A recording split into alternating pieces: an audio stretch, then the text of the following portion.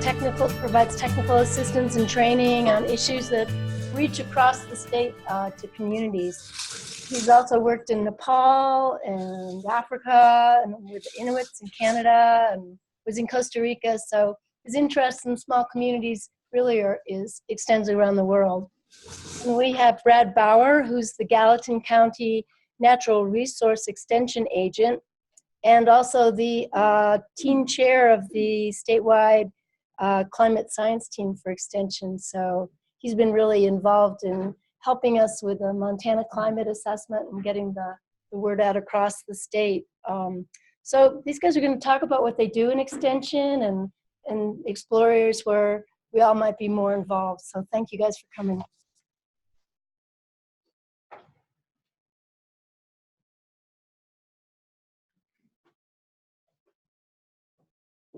I'll just make sure my phone is muted and maybe remind you all to do the same. Thanks for having us. I'd like to start with just a quick show of hands. How many of you feel like you have a really good understanding and interaction with the Cooperative Extension Service?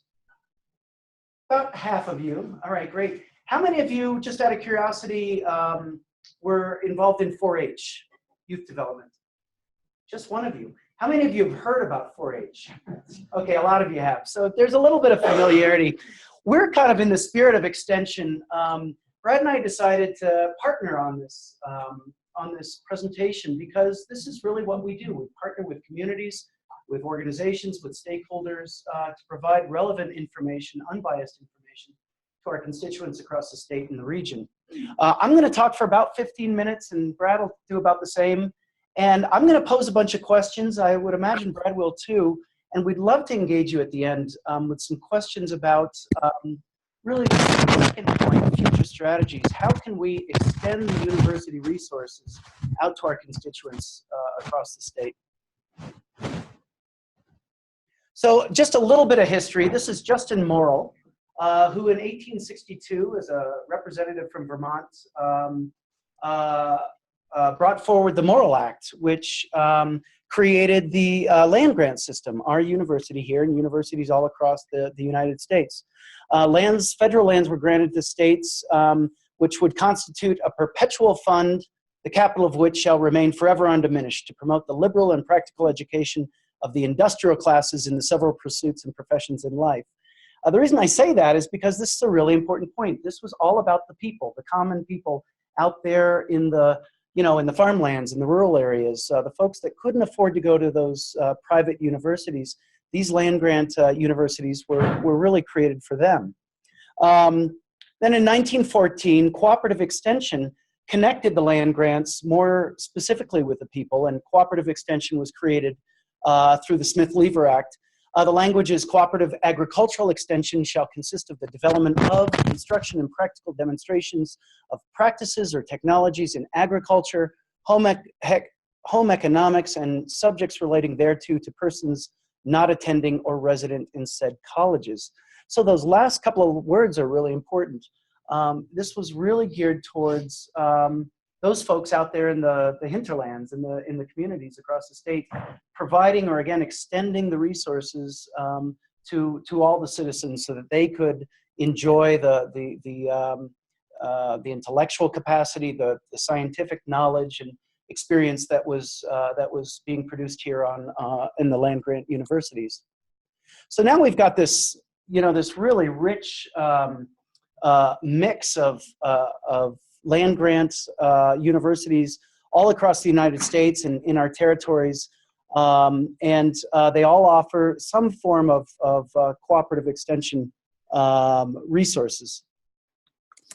And we've got 4 main program areas that we've been offering, 3 of which for the last 100 years or so: family and consumer science, 4-H, youth development, agriculture and natural resources, which is what Brad's a part of, and my area, which is community development, which is the newest area and the smallest area here in Montana. We just have a handful of what we call county agents working in counties, and just myself. I'm housed in the local government center here on campus, and a faculty member in the Department of Political Science. So our extension service really touches every county of the state. We have a presence in every county, either directly at the county seat or through a two-county agreement. We have over 90, roughly 90 county agents that live in those communities, and they are faculty members of MSU. They are professors. They're considered professors. Many of them are tenure track, and several of them were just promoted to full professors. We have 32 specialists. Many of those are located here on campus, like myself. And we have an annual budget of somewhere around $16 million. It's a combination of federal, state, and county dollars. So the climate science team has been active for about three and a half years or so. And a working group was formed, first to just inventory what it is we're doing in MSU Extension. Do we have resources? Are we providing programming in the area of climate science or related areas? So we did a very extensive inventory of our faculty. We then surveyed those faculty to determine what demand are they hearing for future climate programming from their constituents across the state. And then we formally developed a climate science team, and we've got many extension faculty that participate in that effort. Brad is the chair of that team, and we've got members from outside of extension that participate on those team activities. We've drafted a communications policy with a website. Brad will go into a little more detail about the website, and we have an unmoderated listserv for open to anybody who's interested in outreach climate science work. We've adopted a formal program framework, and we've organized a number of public events, some of which you may have participated in. This last one in 2015, our Extension Climate Science Conference. We brought in, it was a 3-day conference, brought in very well-known keynote speakers, Michael Mann from Penn State, and Bob Inglis, a 6-term congressman from South Carolina. We had invited speakers from 13 states from our western region and beyond, and we had a number of panelists, panels with panelists representing stakeholder groups and organizations so that we could hear from our constituents and our colleagues, what are you doing in other states? What demands do you have across the state of Montana? And how can we meet that demand as a cooperative extension service? So I want to pose a couple of questions for all of us to think about right now as I talk a little bit more about the context that we're all familiar with right now in contemporary United States, the context we're trying to do climate outreach in, and the context that I'm trying to develop community development work in climate, under the guise of climate science. So the 3 questions are, what is our role in climate science outreach? How can we best reach our constituents across the street? More specifically, how can we best address vulnerable populations? And I'll be talking about those vulnerable populations as they try to adapt or deal with the impacts of climate change. And then third, what's our role, Extension's role, to engage citizens in discussions about prospective or real policy changes? We are termed change agents. You know, many of us call ourselves change agents, that we're responsible for talking or leading actions that lead to change, positive change. What's our role in Extension to engage our constituents in these conversations? Let's just set up a little bit of context. I know a lot of you are probably familiar with these, a lot of this text. National Academy of Sciences says that humans are changing the climate. It's unprecedented. Adding more CO2 will cause surface temperatures to increase, and the changes will have serious impacts on human societies. This is reflected in the IPCC report. The 5th report came out in 13 and 14. The warming is unequivocal. It's extremely likely that human influence has been the dominant cause, et cetera. And we're seeing this among our national, international academies, professional associations, and organizations, all issuing similar statements. Humans are responsible, it's a serious issue, and it warrants action, immediate action. We've all seen many of these graphs from NOAA, temperature anomaly, Arctic sea ice, et cetera. And we're all familiar, I'm sure, with these studies looking at studies. And the overwhelming scientific consensus, again, finding that there's scientific agreement, overwhelming consensus, that humans are responsible for global warming. So why is it that we still have 50% of the US population, roughly. And I don't know if you can read this, the estimated, the amount of adults who think that global warming is mostly caused by human activities, somewhere around 50%, 53% in this most recent study by the Yale Project on Climate Change Communications. And you can see some of the challenges that we have here in Montana. You know, dipping down, well, from anywhere from 60% down to, well, anybody know what county that is there in the center of Montana? I think it's Garfield, isn't it? So are you talking the one that's losing? The one that's darkest here, yeah. Oh, yeah. It's Garfield, isn't it? Yeah. Anyway, just a very interesting kind of spread of public opinion across Montana. Creates some very unique challenges for us in Extension in terms of how we do our outreach.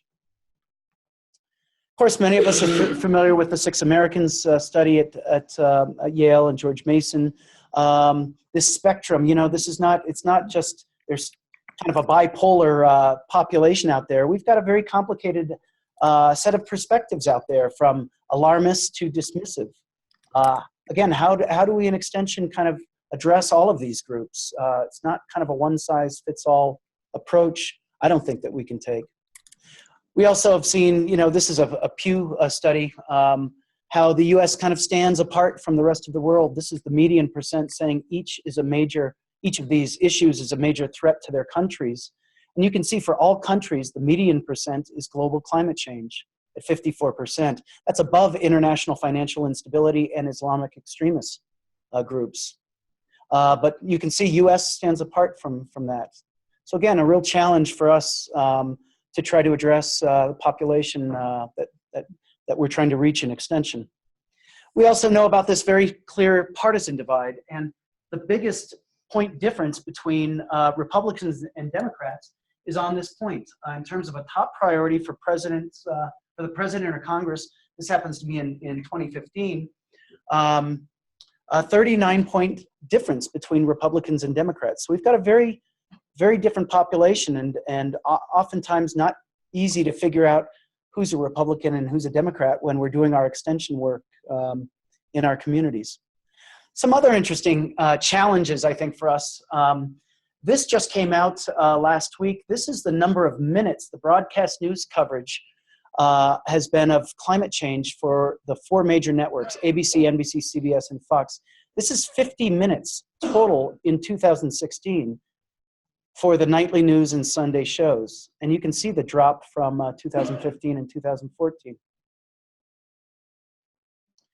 And then this is the total coverage of climate change in 2015, looking at just these 2 years among the 2 networks, noting that Fox doesn't have a nightly news program. But still, a total of 50 minutes of news coverage over the course of the entire year. So again, the public, you know, this is a challenge for us in Extension. It's just, how do we reach a public that may not have a lot of background or current contemporary information about the topic?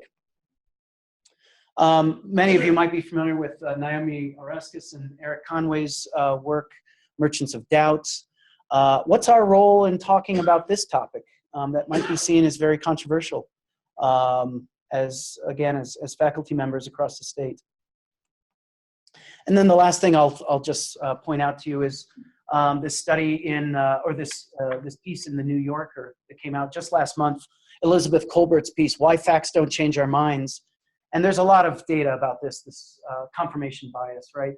That oftentimes the more facts we hear, the more entrenched we are in our own opinion. In other words, the facts don't actually help a cause. You know, they don't dissuade people one way or the other. So again, these are some of the challenges that I'm faced as I'm coming up with a program to address impacts on communities. Just a few quotes, if you're able to see these. As I'm starting to plan my community work, I'm thinking about this. You know, how are we, based on the U.S. Global Change Research Program, how are we going to work in communities when these challenges and society and natural systems to adapt are going to be so great in the coming years? when, according to the National Institutes of Health, diseases and conditions are projected to become much worse with the introduction of new pests and pathogens. According to the US EPA, vulnerable areas, the poor, the young, the old, the sick, are going to be particularly vulnerable groups. Oxfam saying that the impacts are going to be, recognizing there will be some positive impacts, but they'll be overwhelmingly negative. And the Stern report, seen as one of the most comprehensive economic reviews of climate change, projecting that the poorest countries and people will suffer earliest and most. Quite a challenge for those of us working in community development in extension to try to reach these populations, particularly vulnerable populations. So I'm using this framework that's been developed by the Centers for Disease Control and Prevention, and they're focusing on 8 areas: air pollution, changes in vector ecology, increasing allergens, water quality impacts, water and food supply impacts, environmental degradation, extreme heat, and severe weather. And then all the ancillary issues that are associated with that. And I think in community development in my area, and some of my colleagues nationally are starting to work in this, that we can have quite an impact focusing on the public health issues associated with climate change in terms of that outreach work that we can do. And what is particularly troubling to me is the trends with these vulnerable populations. Our older populations are getting larger, and that population group of 85 years and older by 2050 is projected to be much larger than it is today. How is that group going to deal with extreme heat events or other related events? Our asthma rates have been increasing. Our chronic respiratory disease rates, our obesity rates in children and adolescents, diagnosed diabetes, poverty rates. You get the picture here, right? We're dealing with increases in these vulnerable populations that will be particularly susceptible to the impacts of climate change. And these are populations that I hope to try to reach, and that I hope we'll all collectively try to reach in the coming years. The last thing I'll leave you with some of the work that I'm doing is a new edited book, and I just heard from the publisher last week that it's been approved, the contract's being sent. This is my first edited book, and I'm really excited about it. We're documenting through case studies and narratives how communities are addressing climate change. We've got 19 chapters looking at this issue across the United States, and it should be out by the end of this year. So I'm really excited about that. So I've gone just a few minutes over, but I think we'll have enough time for lots of questions at the end. I'm going to turn it over to Brad now, and then I hope we can engage in these conversations and hear from you your thoughts on how Extension can engage our constituents. Thanks, Paul. So Paul mentioned I'm a county extension agent, so different than Paul. Paul's based here on campus, and I'm based in the community. And a little more background on myself. I came to Extension about 3-4 years ago. I was working in natural resource management across Montana, working primarily with landowners on how to implement conservation on their property. And what brought me to Extension is that there's a lot more doors that are open to landowners this way.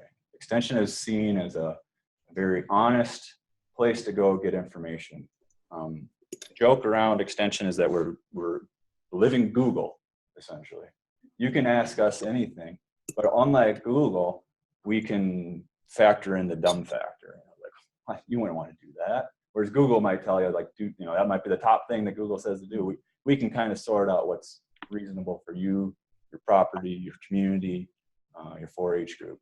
It was interesting to see when Paul asked who's been in 4-H before. We had one, Chloe, in the back, and the rest of us weren't part of 4-H. So Extension is growing and changing in different ways because maybe our audiences don't have that connection to 4-H or Extension via 4-H that we maybe had a generation ago. And so we have to move out into these other topics that are relevant to a broader audience. And that's where the climate science team, is obviously a topic that we're all concerned about, otherwise you wouldn't be here today. And so that's where Extension hopes to bridge that, the reason I moved to Extension, that respect and that trustfulness. People look to us for information with a topic that's maybe sometimes challenging. So that's where the Extension Climate Science team comes in. As Paul mentioned, the climate science team is made up of on-campus faculty specialists, and then folks like myself who are based out in the county. Paul had 3 good questions that I asked you guys that we'll discuss at the end, but I would also like to add in my question, which hopefully will be you reflect on as I give you a little bit of background on the team. How can the climate science team work with you to better achieve your goals? Realizing that we have a bunch of faculty based in the counties that you might want to do research in, or you might want to have outreach to, but also how can we receive help from you? It's questions that we get from landowners or questions we get from communities might be very relevant to the research that you're doing. And so let's make sure that we have, we can help you do your job and you're helping us do our job better. The climate science team is also part of the Northern Plains Climate Hub, which I'll mention a little bit later. So I serve as the representative for Montana's climate science team to the state or this regional effort. So the Dakotas, Nebraska, Montana, Wyoming, and Colorado. So I get to bounce ideas off of them. They get to be kind of my extension agent. Why would you try that? That hasn't worked. Or maybe you should try to do this. That's worked well for us. So as Paul mentioned, it started, roughly 3 years ago, something like that, about the time that I came to Extension. The efforts of the climate science team to date has predominantly been in agriculture. That's primarily because of the makeup of the team, and maybe because that's where Extension has worked the most successfully in the past. But that's one question I would ask, or third question I guess I'd ask you guys now, is how can we expand that beyond agriculture so that the Extension Climate Science team is reaching other avenues. The team, we've started having, Paul mentioned the workshop that we had in 2015. We've started a couple different other avenues of building success or putting our toe out into the topic of climate science. Mont guides, if you're not familiar, that's our MSU Extension fact sheets, essentially. They're peer reviewed. They're really well regarded within the communities that we work in. County commissioner here in Gallatin County asked or said, "There's a Mont guide on water rights. I'll trust that Mont guide." And so that says something to us that maybe we need to do a Mont guide on water rights. Or in this case, we decided we wanted to do a Mont guide on just climate terminology. What's climate versus weather? What's the causes? What's the greenhouse effect? Kind of get the conversation all at an even playing field. We use these as a way to, agents use these as a way to educate our audiences. So I might hand this to a landowner, but I also use it as a way to teach the teachers. So it gives familiarity or comfort to a topic to an agent that might not have that. They can read about Climate Science 101, have those terms as their own that they can use in conversations. We have a bunch more Mont guides coming out, and this is one area maybe that would be an easy next step with you guys. One that's I'm starting to get the peer reviews in yesterday. I'll have hopefully 2 more in. Was how can ag in Montana continue to be resilient in changes in climate? It's a laundry list of topics or of tools that agriculturalists are already using, and you notice that I was really purposeful in how I titled that Mont guide. That's one of the lessons learned that I'll mention later on, is that agriculturalists are really quick to point out that they have already been resilient to climate. They wouldn't be in the business that they're in if they weren't adaptable, if they weren't aware of changing climate or changing weather. So giving pointing out that to them through this title, I think, was really of value to us. And then there's a whole bunch of other guides that we're hoping to work on. Paul is going to lead a couple others on our economy, on public health, starting to branch out beyond just agriculture as a topic. Paul mentioned the climate workshop. This is Extension's bread and butter is workshops. People come to a forum at the Eagles Club. People come to a forum at the schools, and they get to learn about a topic. And so this was our first of those. But we started building out from that. A few of these have already come and gone. What I like about these is the top 2 were driven by county-based faculty. they were the ones that came up with the idea. They wanted this workshop that covered forum on changing climate and brought in experts to talk about soil or livestock or cheatgrass. So we're starting to see interest at the county level for how to work in this topic matter. And that's partially because they're getting those questions from their clients, right? They're getting those questions from, the 4-H mom, or they're getting the questions from the schools or from the farmer down the road. The bottom two are ones that are coming up, and the next slide has a little more details on them. I'd encourage you, if you're possibly available on the 5th of April, to attend the Climate Science and Outreach Forum. We'll be here at the Student Union. You get to hear more about the climate research, outreach, and policy that's occurring. The one on the left is, wow, that's really hard to see. That one's in Billings. And it's going to be focused on soil moisture monitoring. And so that's one way Extension has also approached the topic, is that climate, no matter how you align yourself politically, or if you feel it's human caused or not, you want to have tools and understanding how to deal with climate. No matter if you don't think it's changing, you still want to know what your soil moisture is so you know what to plant. And so we're starting to have topic matters and workshops that kind of can give you the best tools, but give producers the best tools that we can provide. Paul mentioned that there's a website. There's always a website. Everybody's always got a website. And we try to keep this up to date and have as much information about upcoming events and other unbiased research and projects that you can look towards. I would encourage you to check it out and give us feedback on how we can improve that.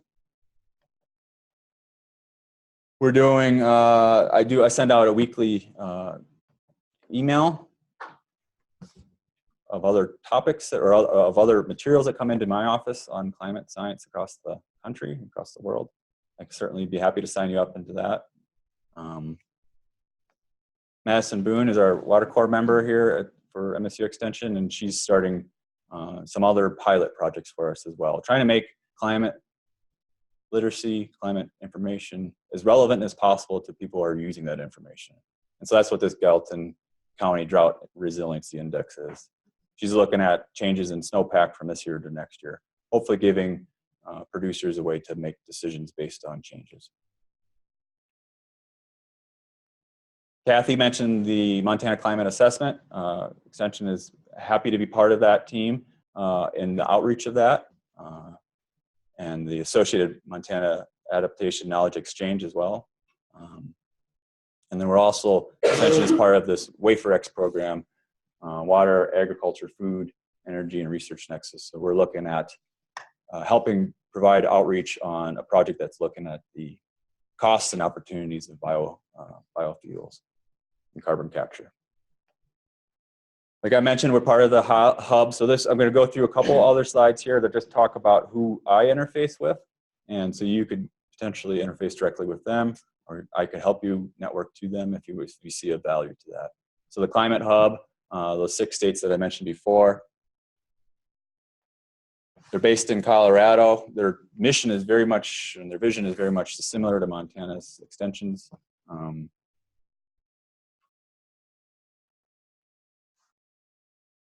Each one of these states has their own faculty working on climate science, maybe directly or indirectly. And I'd certainly be happy to put you in touch with them, or you could work with me on ways that maybe your projects or your research might reach across state lines. One of the projects that we did recently was development of an Ibook curriculum, climate science on an iPad that Extension agents could use as a tool to teach themselves, and then also teach their audience as well. There's a whole bunch of contact information. Again, I can get that to you. And then just a few more slides. So what are other, so the question I asked you at the beginning was, how can we partner together? And so this is just all kind of getting us to maybe feeding you or seeding you with some ideas of projects that you'd like to see come to Montana. So Nebraska, they have a pretty strong climate science team within their extension. They do regular climate updates for agriculture to send out frequent drought information. and they have a staff. Whereas Montana Climate Science Team, we don't have a staff member. It's mostly volunteer within our own time. Colorado State has a really pretty premier effort as well, focusing on climate smart agriculture. They draw on their personnel from multiple different departments as well.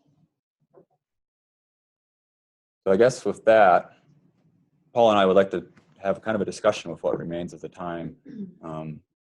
Should we go back to your questions that you had? Sure, yeah. Again, the main question was, we'd love to hear from you. What do you think the role of extension can be? How can we best reach our constituents, our taxpayers across the state? And I actually had a couple lessons learned that I forgot to share. So one thing that Extension is starting to realize is that climate is part of multiple disciplines, part of all disciplines. And we're better at acknowledging that. And I think there's a lot of opportunities in that with community development or with 4-H that hopefully you can see those opportunities as well. Sometimes the thing I've been hearing more and more often is remembering that we've lived with climate forever. And so just avoiding the word climate or thinking that it's going to be a hot button issue just to mention climate, maybe that's not so true. But it's how you phrase it. Like I said before, ag is already resilient.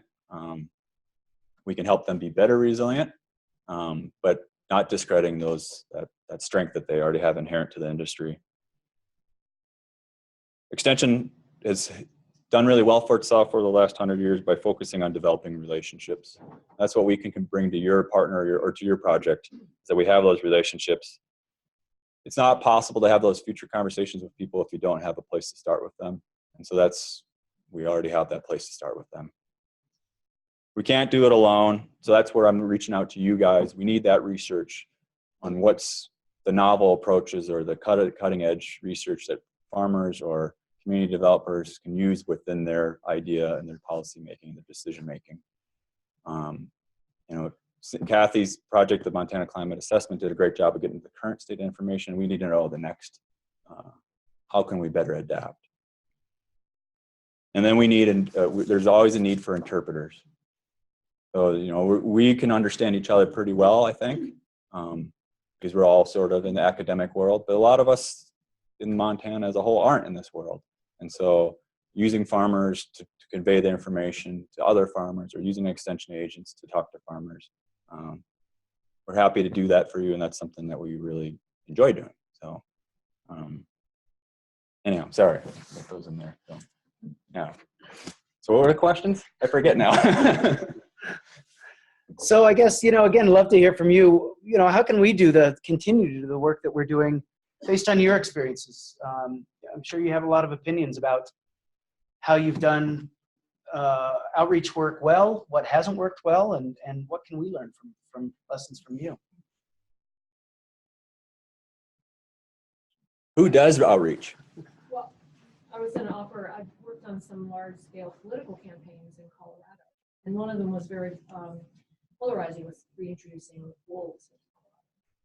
And we did a massive and expensive survey of bipartisan survey throughout the whole state to identify areas that we could focus on to advertise this issue in the state. And amazingly to me, providing information was not the strategy.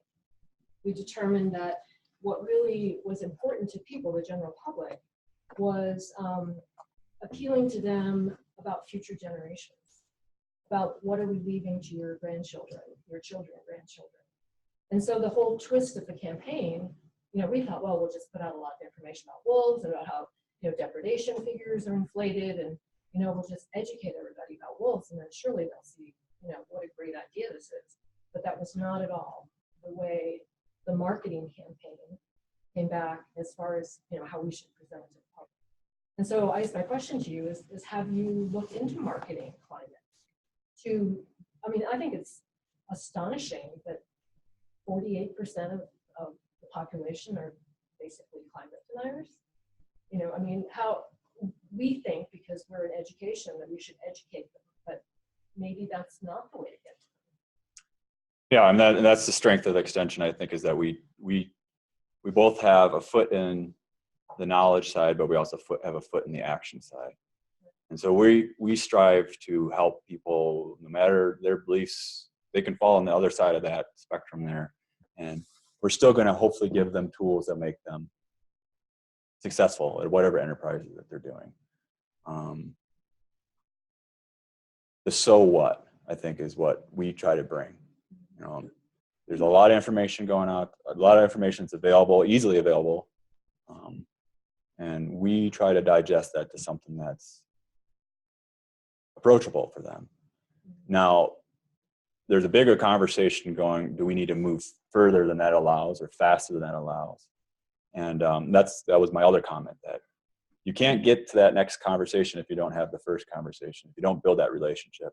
So where we're at right now within our team's efforts is focusing on building comfort with the topic, acknowledging the fact that there's things you can already do. These are things you already want to do, maybe for economic reasons or others. And then hopefully we can build a group of interpreters, like I said before, you know, people that are in the community that can champion to their neighbors a whole lot more effectively than I could ever from extension. I'll just add to that. I struggle with this because many of my colleagues would say, well, let's just not talk about the causes. Let's just focus on the consequences. And I think, what other policy issue do we not talk about the causes? Do we do that with obesity or with suicide or with domestic violence? You know, these things are tied together. They're complicated, and we look at them holistically. And so it's difficult for me. And I think from the marketing point of view, you'd often want to say, well, to reach this market share, this is your message. And you get into that, it becomes very tactical, but I guess that's what we are as educators. I don't know. But I'd love to hear your opinions about how we negotiate that quote unquote message. I like what Anna said before we started about focusing on commonalities. Oh, you like good health? Oh, I happen to like good health too. We have that in common. You want good education for your children? Well, what a coincidence, I do too. You know, can we start from that baseline and work up? But it's a real challenge in some of the communities that we work in where folks don't even want to come to the word climate appears in the workshop title. I'm not coming. So, well, I think we had a question here and then here, and we'll go to Anna. No? We'll just go to Anna. Oh, okay. Anna, I'm right near you. Oh, no. Okay. Let's see, let me start over. Public event at the library about climate, and Eric Costa, who's a rancher in the state, made a comment that I just found so interesting when he said, you know, climate, sometimes people don't want to label climate change, because that means we have to make changes to the way we do things. And that might put people we love and care about out of work and jobs. And there's all these other repercussions, right? He talked about, well, I don't want to see my cousin Jimmy lose his job, you know, at the Exxon oil refinery in Billings because it's out of business, right? And I feel like sometimes those are things that we don't talk about. And his point was, well, maybe we don't always necessarily, he was referring to, you know, maybe ranchers and agriculturalists and other people in the state in their head might think climate change, but that's not what they want to say or how they want to word it because of some of its repercussions. And I just wonder what you think when you hear something like that. I can't answer it as a rancher. Right, but just a person. But I could answer it as a county agent. Yeah.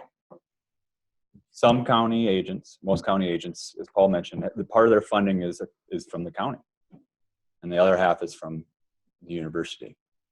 County commissioners might have their own take on the topic of climate and climate change and climate science.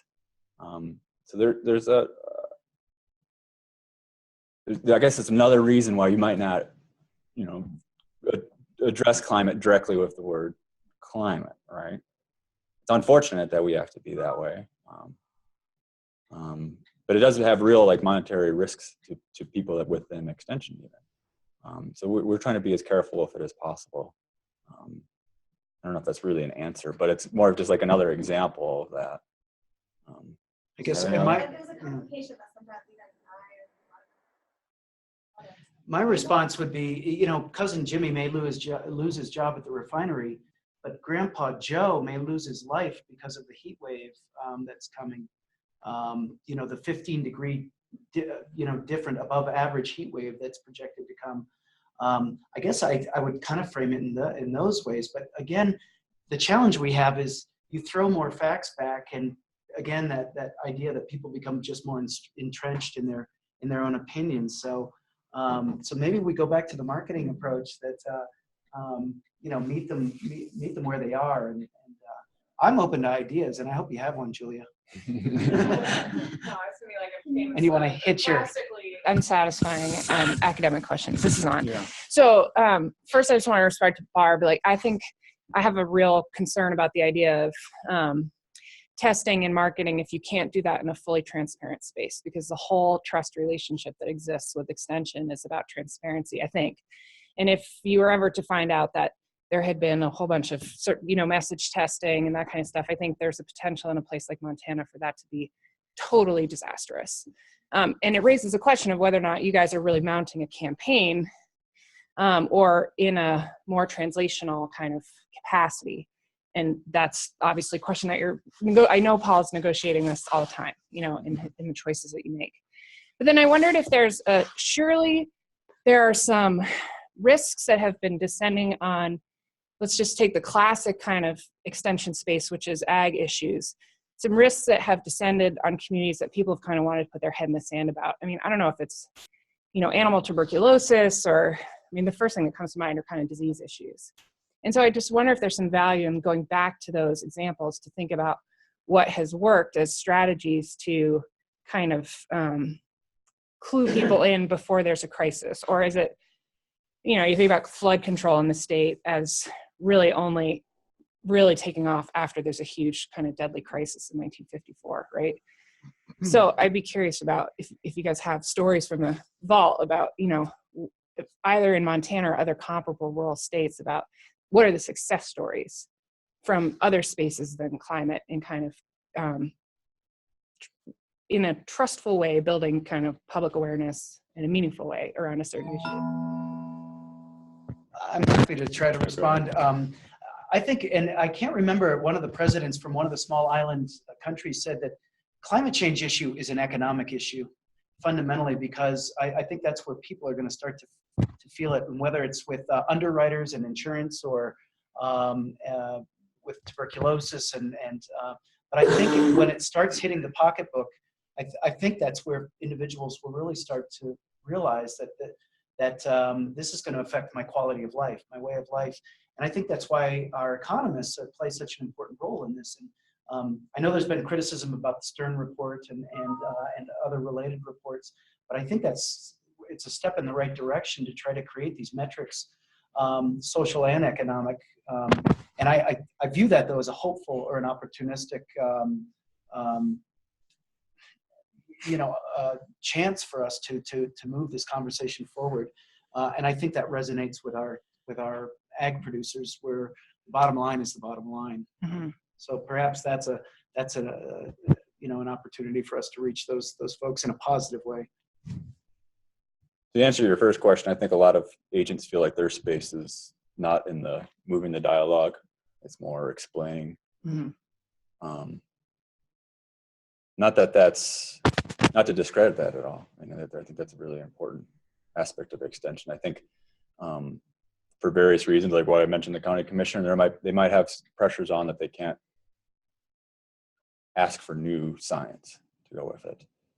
I think the successes that have been occurring, we haven't won climate change. I can't point to any example that says we've maybe furthered that dialogue with a rancher or a community, or there's smaller steps, there's smaller successes, but they do add up.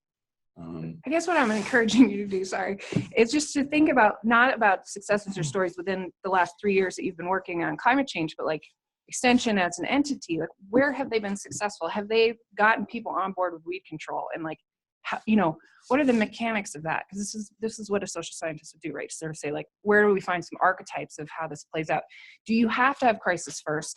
And then you guys are there kind of to marshal, you know, a good response. In this case, this is not to say there aren't already some emerging kind of climate-driven crises in the state, but clearly there isn't public perception that this is like an impending crisis at the moment. You know, maybe my guess would be that the best thing that could happen is we have a couple of sort of small-scale disasters. If the outcome that we're after is like people to get on board, right? We have a couple of major livestock kills in February, or you know, or at times, you know, people are calving at the wrong time or whatever, and those are the kind of galvanizing events that create an audience for your message, right? But I guess it would just be, I would really love to know about where Extension has succeeded in this space before, not the climate space, but the issue that people are not paying attention to, that we know is a risk. Has it always required a crisis to get people to pay attention, or has Extension been successful before? And that's where I would look for, you know, the strategy. I can offer Go a ahead. perspective. Race relations is one area, and I know that there's a history back in the 1960s and kind of walking that social justice line maybe too. And that's, I think, but that's an area that we're careful about the advocacy, wearing the advocacy badge. What's so complicated about climate change is just the inertia that exists here. And, you know, the fact that there is such, you know, the slide I showed about the media, the number of minutes in the nightly news, I mean, to me is striking that I just don't think Americans are being exposed to this topic. And so it's hard for us as a couple of agent specialist faculty to go out into a community and say, let's sit down and talk about this. Yeah, but those examples are there, and it's a great approach to look at that as a way to move forward. In the back and then here. I think a good example of Can somebody in the third row turn on your mic? Turn on your mic. No, it's gotta be in the third row. Wait. You're the This way. Maybe Clayne can follow up with it. He's got a mic. I think a good example of success in agriculture was large-scale conversion and no-till in Montana in the 80s.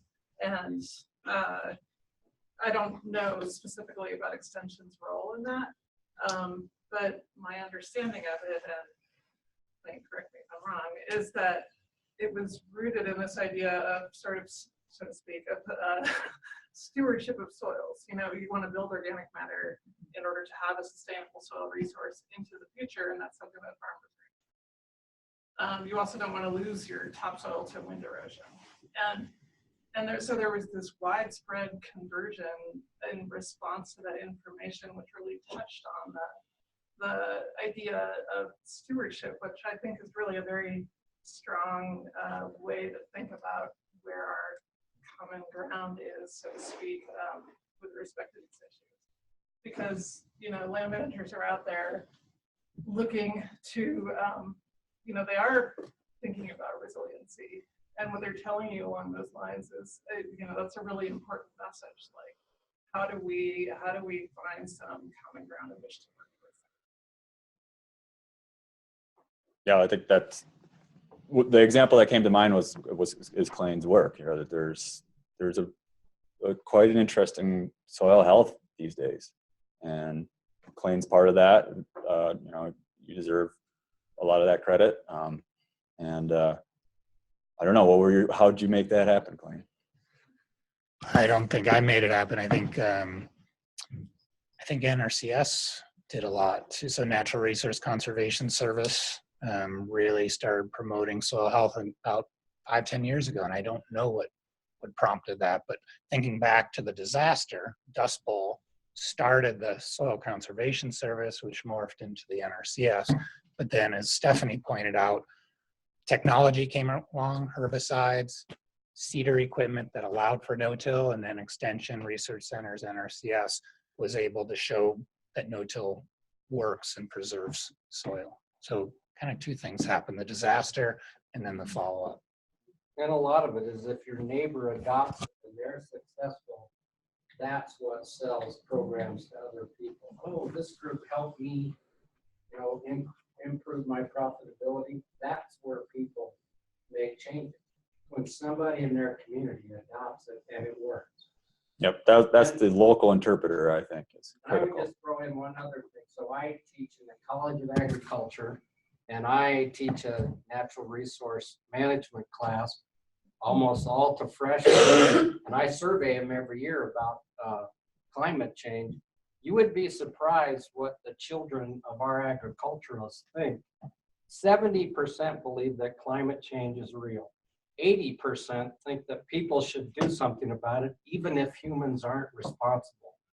So you may take these surveys at 30,000 feet and then you want to parse a bunch of messages to make sure that you get it all right. And I realize you folks are walking a very, narrow tightrope. Even just the words set people off. But I think eventually everything comes down to your credibility in the long run. And if your facts are good, and if they bear up over the years, those things work. The truth is a powerful thing. And so, we have all gone into communities and told some very alarming messages, but when it keeps showing up over and over again, that's when people start believing you. And so, yeah, I don't know about marketing and messaging, but I know in the ag community, you have to be on track and you have to be pretty honest. And if that truth is right, then people start believing what you say. But if you just message something and then you think there's these two different narratives and believe one or the other, you're going to lose a lot of people. We had a question here and then in the back. Sure. I love the idea I love the idea that truth wins, but I think when we look at these Yale studies, we see that it's not about truth and it's not about facts. It's about who your authority is. And so there's sort of two ways to do this, right? You can reach the point where your disbelief becomes inconvenient or a tragedy, right? Or you reach the point where your authority changes your mind. And I will never probably be that authority. Even for my class, which I also survey, which a third of our topics are climate change, students leave, they come in and they leave with the same perceptions on climate change. And that is because the climate scientist isn't the authority. When I saw those numbers on the media, my immediate thought was, but how much of that is them hearing that climate change is a conspiracy from China, right? So is it the word climate change in there? When Montana voted just as a flood for a leader who believes that climate change is not real or not driven by humans, we have a leadership issue that we need to address. And so are you viewed as the authority that is trusted, right? How do we reach these people who are trusted in the community? Because I can try my best, but I don't think I'm going to be that authority. And I can do outreach, but I need to find people who are trusted in the community. I moved here from California. I'm already at a disparity, right? Well, I think hopefully I made that clear. Yeah. Was that we are often viewed as that way. We are often viewed as a trusted source, but we can't come to that conversation with somebody with an agenda. We're like Fox said, we need to be down the middle, providing information, but without any sort of editorializing on it. But is the information science or is the information, I still don't quite get how you reach the community and how you change minds so that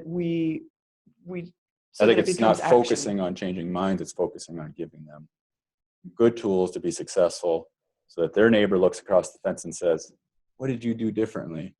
I want to do that. And they may or may not ever realize or acknowledge that it's part of climate change because their brother works at the Exxon factory.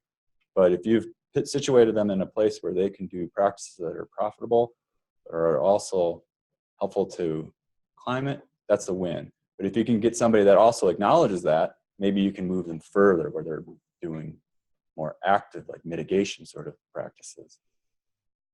But I think ultimately, you know, our goal is to change behavior, whether it's addressing obesity or smoking cessation for youth, or, you know, we want to provide that information that leads to that behavior change. So it is kind of that thin line that we walk. We're not seen as advocates, but we are doing our job to provide relevant information. I think we need a Mont guide to tell us how to do our, you know, our outreach more effectively. We had a question in the back and then here. Oh, Maybe one more question. Okay, actually, I will posit it as a question, and that is, what do you think, and maybe trying to get draw this out, is influence of extension in K-12 education? And obviously, there's the history of 4-H, which I'm mostly unfamiliar, but I believe that to be, you take things like how to raise sheep in a rational and scientific manner and healthy manner, and that's been very effective. So is there a way to further develop the way extension can influence this younger generation, which I think we've been getting at with these last two things, is we're not going to change the minds of people who have already been influenced. But, you know, if you are encouraging or bringing ways for kids to have an outlook where they're maybe not weighed down by the authority figures from the past. I mean, I don't know, is some way to influence local school boards or whatever. Our biggest program in Montana our biggest program in Gallatin County in 4-H is robotics, which is different than sheep or livestock, right? So there's a really neat opportunity there to engage kids in STEM. And I think that's an easy translation of STEM, understanding, appreciation to the things that you're saying. Actively moving the conversation to let's have a climate science club for youth. I don't know if we're quite there yet, but you know, some agents are. And that's the strength of, one of the strengths of extension is that county faculty have a lot of power in deciding what they work on and what they teach. So there's some agents that are ready to go there, and there's some that aren't. And hopefully maybe we'll get all of them there at some point. Well, yeah, and it's not even so much specifically, in my mind, educating about climate science. What it is encouraging the, you know, rational scientific approach to any kind of issue. And of course, through extension, you always you have to do something fairly specific, like say robotics, or, I mean, what is it you say? Well, look, instead of saying, oh, grandpa's going to lose, or my uncle's going to lose his coal mining job, is, well, look, my cousin is working on the windmills up in Judith Gap, and that's an advantage. I want to learn how to do that. So it's more like getting that kind of approach in mind, not necessarily saying, oh, well, my God, you have to stop driving your tractor so much because of all the CO2 it puts out. yeah, great potential working with youth, and it's a very strong, robust program across the state, and I think across the country, and great potential to work in that way. Maybe last quick question from Rich. So some of the issues that extension works with, there's this feeling like we know what we want people to do, and the job is to get them to do it. Like obesity would be less obesity is better. If we find someone who says, oh, obesity isn't really bad for my kids, our job is to tell them, no, it really is, and you should be doing something different. On other issues, say organic agriculture, I think extension would say, it's not our job to try to convince farmers to adopt organic agriculture. It's our job to help them if they want to do it. So when you look at climate, you say, well, is it extension's job to try to convince people, oh, this is happening, it's bad, we should be, you know, reducing emissions, we should be changing policies, or is it our job to kind of say, we'll help you do what you want. And is that an issue where extension kind of in a collective way says, we're going to take an issue on this, or we're not going to, we're going to take a position on this or not? Or is it something that's left to each agent and each faculty member to kind of find their own balance there? I'm happy to answer that. I think it's very selective, and it's the latter. It's particularly for tenured faculty, probably having more sway there. But we're very independent. County agents are often by themselves, and they determine how to move a program forward. I just go back to my earlier comment. We're change agents. Ultimately, we want to see change in a community, and positive change, and ultimately it comes from that democratically kind of organic groundswell. But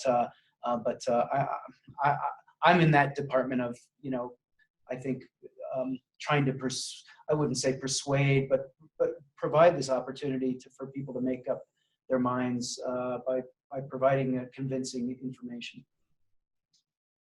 And I sit more on the tools. I'll give you the tools. You can make use of the tools as you want. And I think that's often kind of the way that it's good to have both within the team and within extension, to have people that are ready to do both of those elements of it. Well, great. We had wonderful